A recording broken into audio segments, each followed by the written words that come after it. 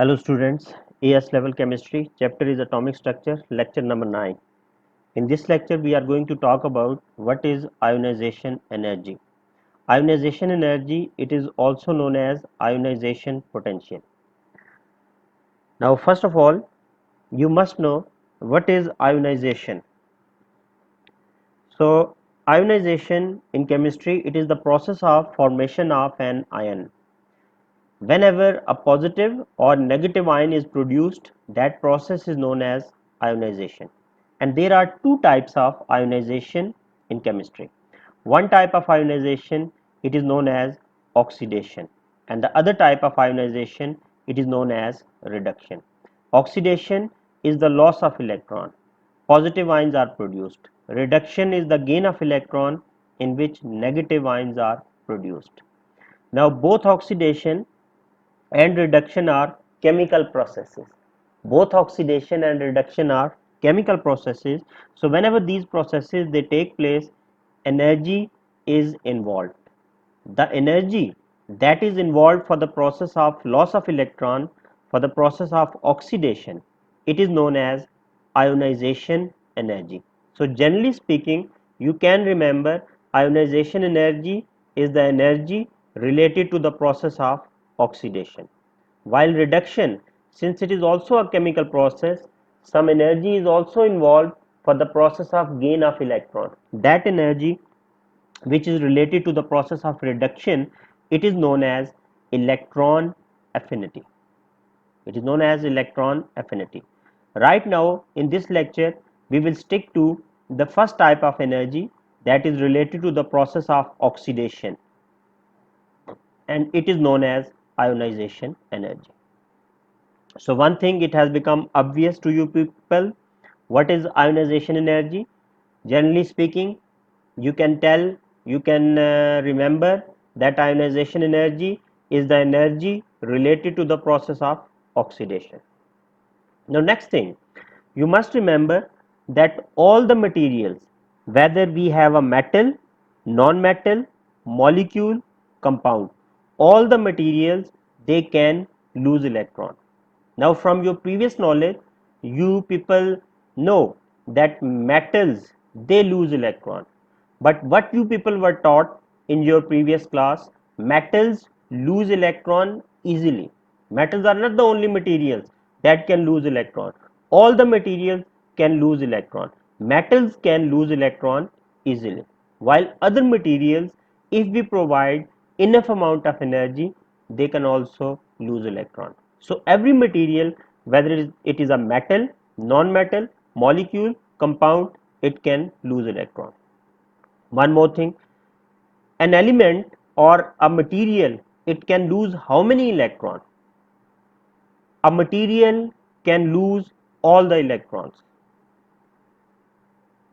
For example, sodium, its atomic number is 11. Sodium has 11 electrons. During chemical bond formation, no doubt, sodium, it loses one electron only.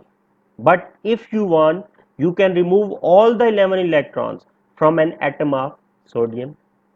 Now the question comes, if an atom loses, if a material loses all the electron, what will remain behind? The remaining part of a material, after losing all the electron, it will be nucleus only, nuclei.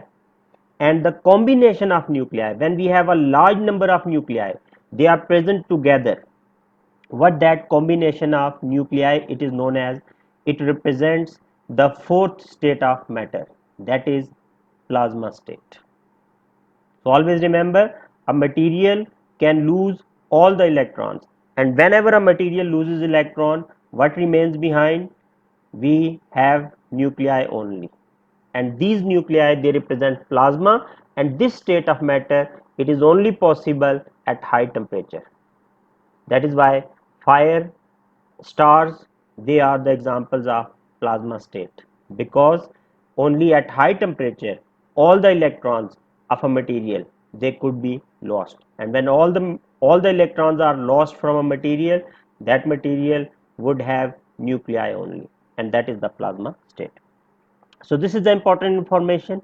under the heading of ionization energy, you must remember that all the materials can lose electron and a material can lose all the electrons. Now let's suppose we are having a material X. Now X is a material and it is in solid state. Now again remember, this X can be metal, non-metal, molecule, compound. Right now I am just saying this is a material. Now what will happen if you take this material and start providing heat to this material? What will happen? Bond breaking will start. So bond breaking is always endothermic. So what will happen when bonds are broken? The solid material, it could become gaseous. So whenever a solid directly changes from its solid state into gaseous state, that process is known as sublimation. And we can say this material is a sublime material, and the heat that is involved for this process, it can be known as sublimation energy. Now once you have converted a solid material into its gaseous state, if you start if you keep on providing more energy, what can happen?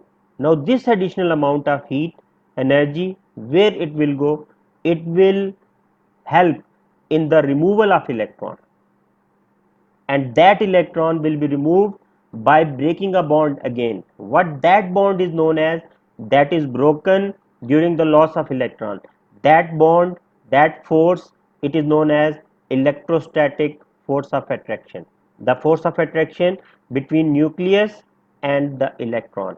Force of attraction between nucleus and the electron, it is known as electrostatic force of attraction. So now suppose we provided enough heat to this gaseous material, it loses electron. When it will lose electron, the number of protons, it will become greater than the number of electrons in this material. Whenever number of proton increases, protons, they carry positive charge. So what charge will be created on this material? This material, it would get positive charge. So that is why you must remember, during oxidation, during loss of electron, a material always gets positive charge. Why it gets positive charge? Because number of protons, it becomes greater than the number of electrons, because electrons are lost. Now you can see, for this material X, I have written two steps in front of you. The first step, it is the sublimation. The second step, it is ionization, it is oxidation. The energy associated with the first step, it is known as sublimation energy, and the energy related to the second step, this will be known as ionization energy. Now look at this rectangular box, and what you must remember, whenever you want to remove electron from a material, that material must be in the gaseous state. This is a must.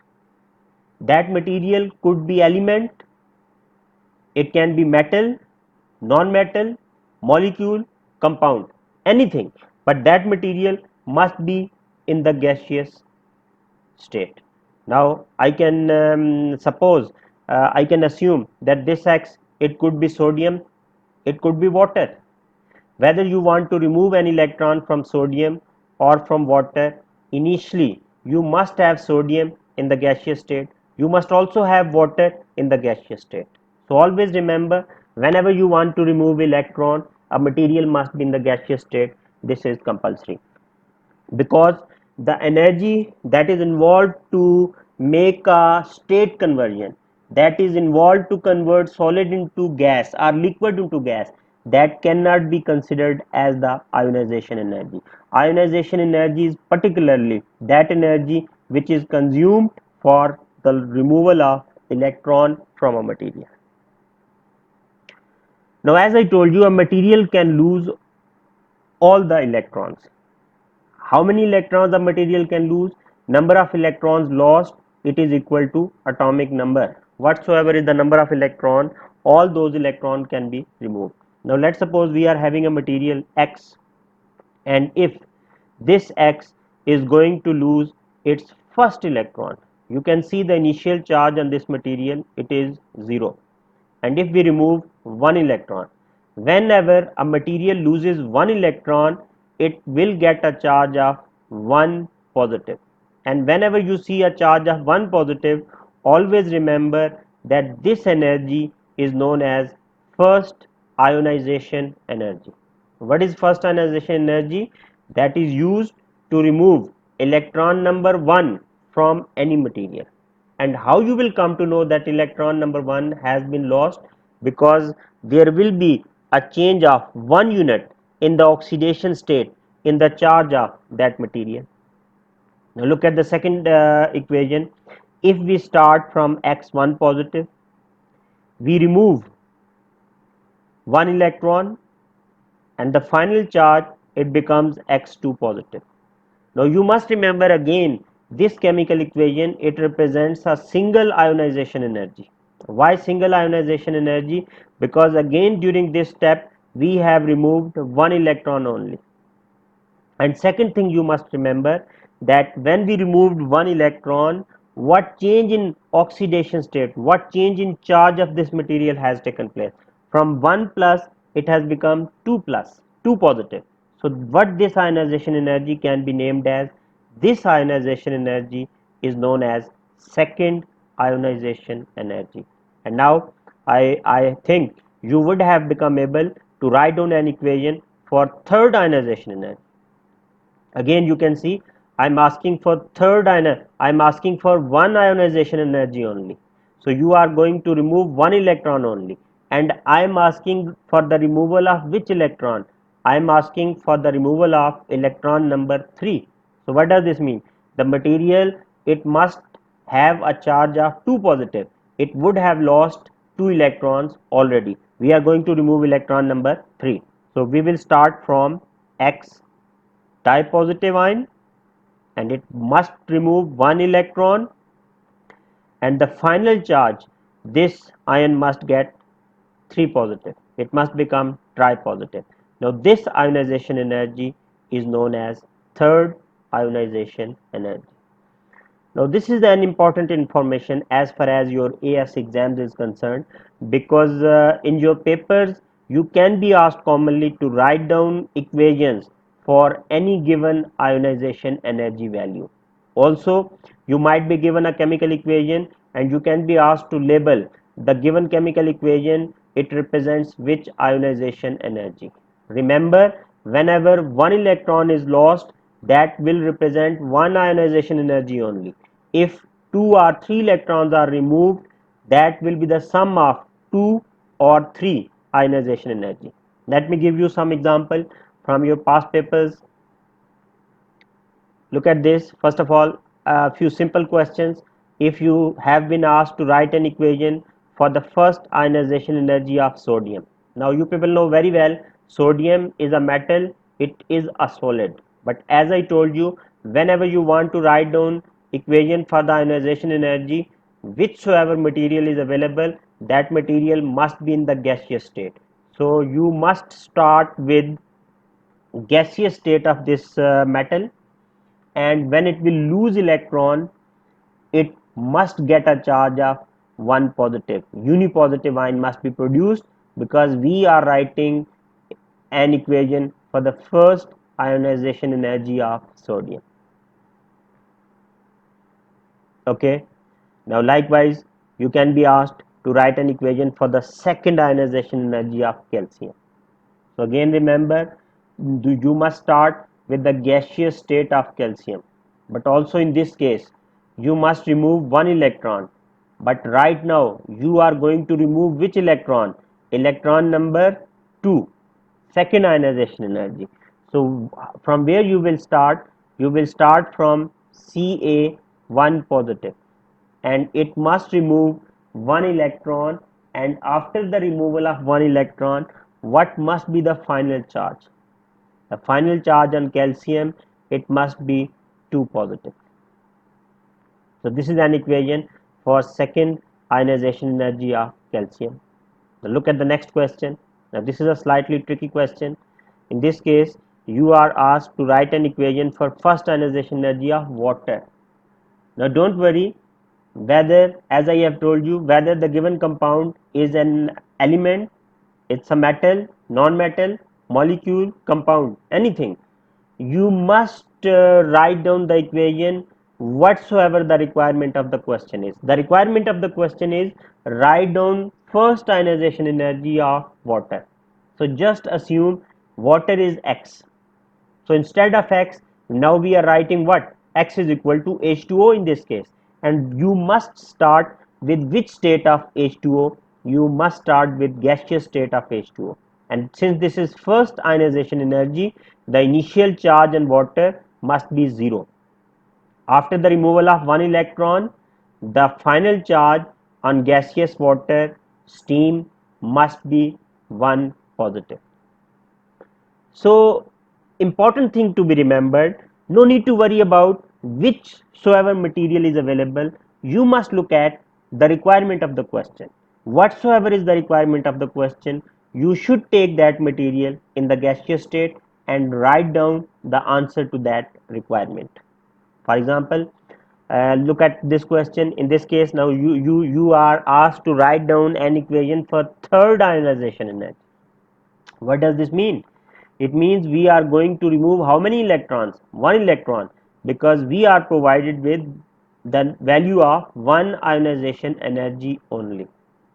But what you can see in this case, we are removing electron number 3. So it means the given material, whichsoever given material will be, it has already lost how many electrons? It has already lost 2 electrons. So it means the initial charge on that material must be 2 positive. Let's see what this material is in this case. Okay, in this case the material that has been given to you, it is H2SO4. H2SO4 is another liquid like water, but right now we want to ionize it. So obviously we will have to take gaseous form of sulfuric acid. What you are supposed to write down? You are supposed to write down H2SO4 gaseous having a charge of 2 positive, because we are going to remove electron number 3. When the third electron will be removed, now the final charge will be H2SO4 3 positive, tri-positive ion will be produced. So whenever you are given this type of question, just you must focus on the question. What is the requirement of the question? You should not worry about the given type of material. All the materials, they would behave in a similar way. Look at the different type of question. In this case, the question is write an equation for the sum of second and third ionization energy of element calcium. Now two thing you must get to know from this question. Number one, now you are going to remove how many electrons? Yes, you are right. In this case, you will have to remove 2 electrons simultaneously. And second thing, you are going to remove which electrons? Electron number 2 and electron number 3. What does this mean? This calcium, it has already lost how many electrons? It has already lost 1 electron. So what will be the initial charge on calcium? It must be in the gaseous state having a charge of 1 positive. And now we are supposed to remove 2 electrons simultaneously. And when 2 electrons will be removed, 1 plus 2, what will be the final charge that will be created on calcium? Calcium will get a charge of 3 positive. Okay, now I am giving you a question. Now attempt it and then I will show you the answer. Now the requirement is write an equation for the sum of 5th, 6th, 7th ionization energy of element M. Okay students, if you have written one thing, you can see in this case we are supposed to remove how many electrons simultaneously? 3 electrons, and we are going to remove which electron? Electron number 5, 6, 7. What does this mean? When you are removing 3 electron and it is electron number 5, 6 and 7, the metal M, the element M must have what initial charge? It must have an initial charge of 4 positive, because we are going to remove electron number 5. So when it will lose 3 electron, what will be the final charge? 4 plus 3. The final charge must be 7 positive. So likewise, now if you are given any type of question related to whether you are asked to write down a chemical equation, or a chemical equation is given and you are asked to identify the type of ionization energy, now it has become easy for you people to identify, to write down an answer to that type of question. Now next thing, one more question, rather two questions I am telling you. Now try to write down the answer. Try to write down an equation for the first ionization energy of oxygen,